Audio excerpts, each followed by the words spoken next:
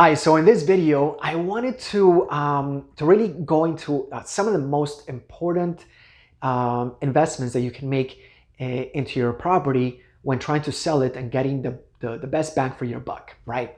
So number one, by the way, I'm assuming that you have a little bit of cash that you can do some repairs. If you can't do some of these repairs, then that's okay. It's perfectly okay to sell a property as is. But if you can, these are some of the investments in time, energy, and effort and money that are going to give you the best value back.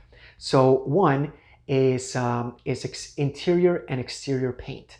So if you spend, and we're talking about, let's say, an average single family home, obviously if it's a smaller condo or if it's a larger, a larger property, it varies. But generally speaking, on a regular single family home, if painting the exterior of the property is, let's say, $2,000, in my experience, the perceived value of that is easily $7 to $8 or $10,000 of perceived value. So painting the exterior of the property and the interior has one of the largest perceived values.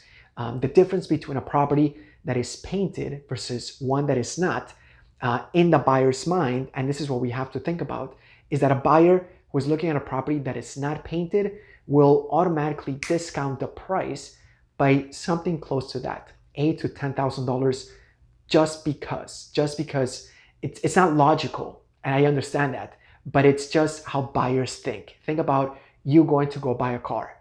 If the car is not clean and shiny and smells good and has that brand new car feeling, compared to maybe a car that's dusty, that's dirty, that is not shiny, that hasn't been vacuumed, in your mind you might just discount the price easily $500, $1,000, $2,000, just because the perceived value of that car is not quite the same.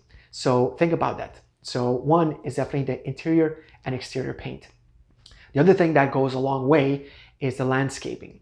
If you can make sure that if you're selling let's say a single family house, put some mulch around the trees, make sure that the grass is getting cut, especially in the summer, at least once every 2 weeks. It should always stay short. If the grass gets too tall, if there's weeds growing out, in the front yard, in the garden, etc., again, the perceived value is easily $2,000 to $3,000 less, maybe even $5,000, because buyers perceive that the property has not been well taken care of. So again, that also goes a long way, and it's not very expensive to take care of the landscaping. The other thing is, as believe it or not, is fresh electric outlets. So if you can think of, as we live in a property, right, especially if we've been living in there for 5, 10, 20, 30 years, we just we ignore it, we forget it. But the difference between old outlets that we are used to, but for a new buyer that's coming into the property, they'll notice that contrast of, let's say, the clean paint with fresh new outlets. It gives it that fresh new feeling. It really goes a long way, and it's very inexpensive. At Home Depot, for example, they sell, depending on the outlet that you have, they'll sell a cover where you don't have to actually replace the electric outlet, right? You just put the cover on top of the old electric outlet, and it gives it a perceived feel of something that's newer.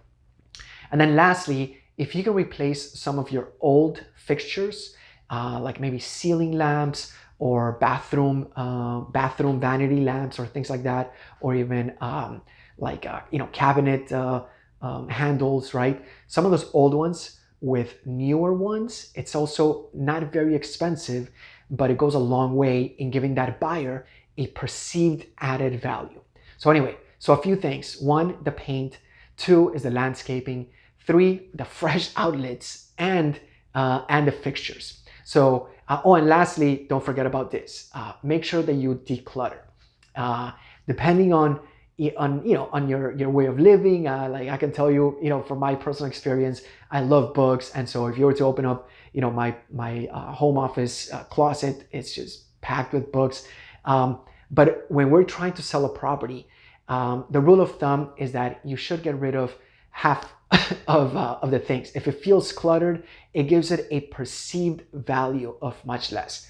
So anyway, don't take any of these things personally. If you want to get the most value for your house, try to do some of these, things before you put in the market, before you take pictures. And anyway, hope you find that helpful.